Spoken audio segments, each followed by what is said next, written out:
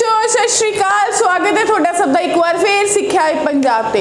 हुण असीं किहड़ा टॉपिक पढ़न वाले अज दे सैशन तुसीं सब ने इस तो पहला वाले सैशन दे विच पढ़िया होएगा मॉड्यूलस की हुंदा, राइट। मॉड्यूलस सबनूं पता होएगा। तो अज बहुत ही इंटरेस्टिंग एप्लीकेशन है असीं पढ़न वाले हैं ज्योमैट्रिकल एप्लीकेशन, यानी कि मॉड्यूलस दा यूज ज्योमैट्रिकली कित्थे कर सकते हो, यानी कि ज्योमैट्री क्या होंदा, जिवें सर्कल, रेडियस, लाइन, ये सारी चीज़ें ज्योमैट्रिकल दे विच आंदियां ने। जो तुसीं क्लास 9वीं 10वीं पढ़ते हो, तुसीं पढ़ते हो ना लाइन पढ़ते हो, ट्राइंगल्स पढ़ते हो, एंगल्स पढ़ते हो, वो सब ज्योमैट्री का हिस्सा ने। तो असीं देखांगे कि मॉड्यूलस का कॉम्पलैक्स नंबर के मॉड्यूलस का असीं किवें ज्योमैट्रिकली वरतों कर सकते हैं। आओ सीखिए।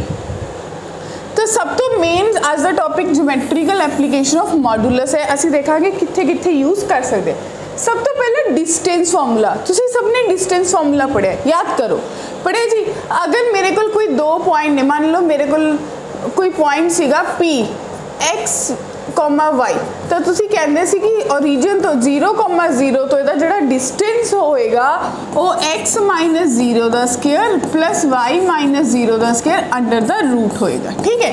वही चीज़ की यूज करके हुण असीं देख रहे हैं कि थोड़े कोल एक कोई पॉइंट है O ते Z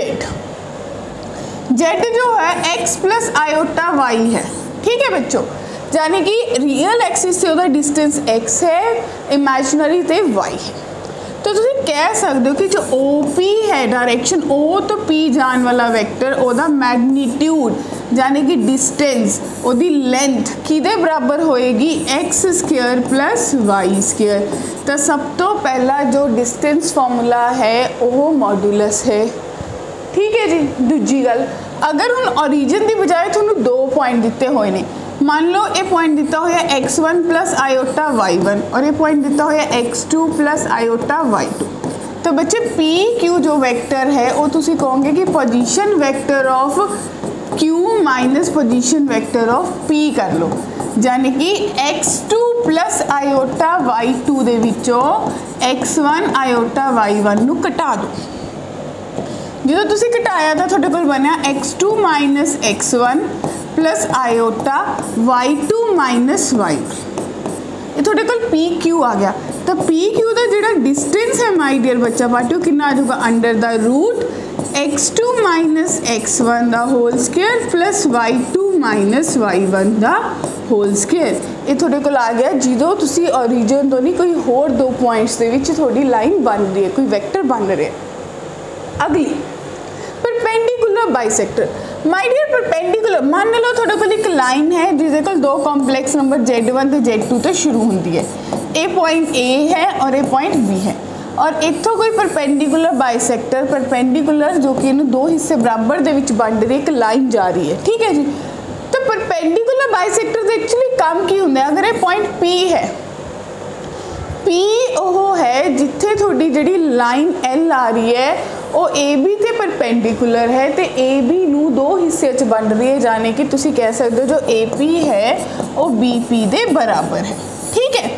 हुण असी जो चीज़ दी कह रहे हैं कि परपेंडिकुलर है, तो परपेंडिकुलर बाइसेक्टर अगर तुसी सोचो ना एग्जैक्ट यूज़ क्या होंदा है, मान लो ये ऊपर कोई पॉइंट R है, जी थोड़ी परपेंडिकुलर बाइसेक्टर आ रही है लाइन वो ऊपर कोई पॉइंट R है, तो थोनू दसदा है कि जेड़ा कि माय डियर बच्चा पार्टी जेड़ा थोड़ा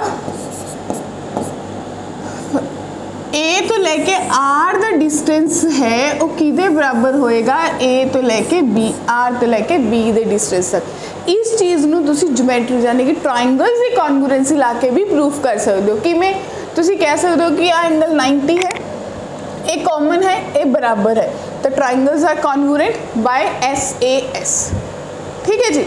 जो ट्राइंगल्स कॉन्ग्रुएंट ने तो तुसी कैसे तीसरी साइड बराबर ने, जाने कि थोनू पता चल गया AR का जो मैग्नीट्यूड है वो किदे बराबर होएगा माय डियर BR दे मैग्नीट्यूड दे, लेंथ्स आर बराबर। हुण अगर कोई मॉड्यूल Z नंबर है तो तुसी कह सकते हो AR बनेगा Z माइनस Z1 का मॉड्यूलस बराबर है Z माइनस Z2 का मॉड्यूलस। तो जिथे भी थोनू ऐसी कंडीशन मिल जाए कि एक Z minus Z1 Z minus Z2 आपस मॉड्यूलस बराबर ने, तो परपेंडिकुलर बाइसेक्टर परपेंडिकुलर बाइसैक्टर नू रिप्रेजेंट करनगे। क्लियर है जी। तो देखते किमें यूज होएगा। हुण तुहानूं एक कंपलैक्स नंबर दिता z is equals to x plus iota y which satisfy the equation this lie on X axis से लाई करता है, स्ट्रेट लाइन पे करता है, सर्कल पे करता है या फिर वाई एक्सिस।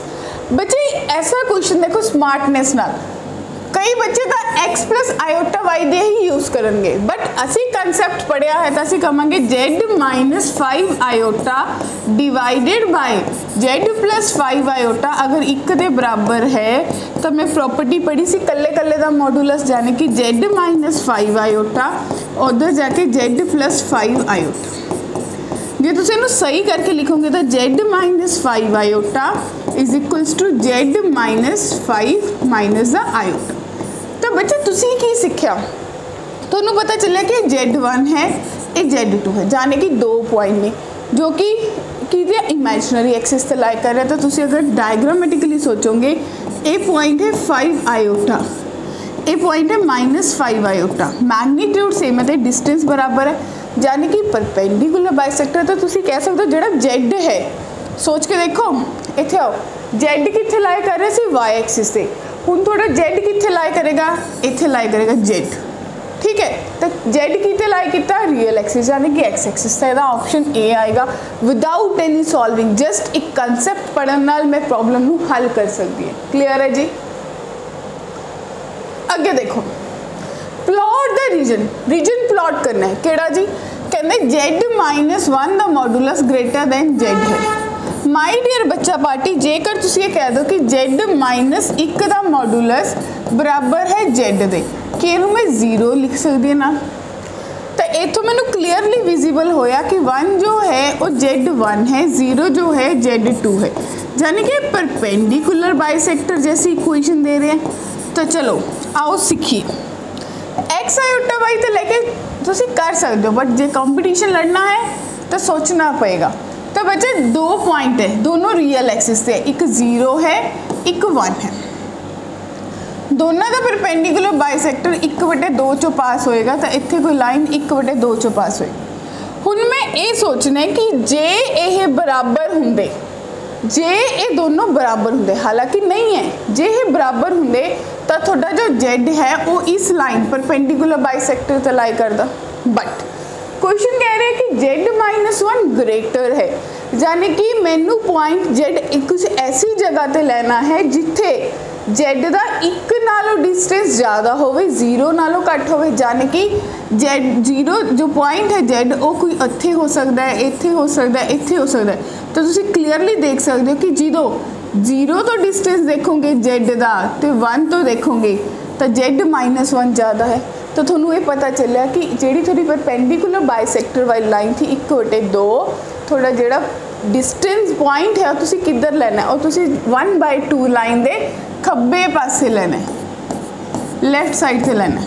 तो ये रीजन आएगा जिथे मेरा z लाई कर सकता है माय डियर स्टूडेंट्स। क्लियर है।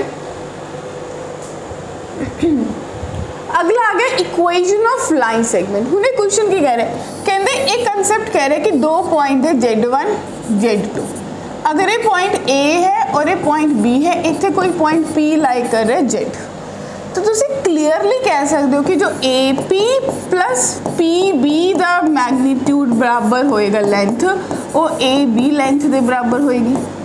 तो AP की लेंथ कितने बराबर आएगी Z माइनस Z1, PB की Z माइनस Z2 तो AB की Z1 माइनस Z2 मॉडुलस।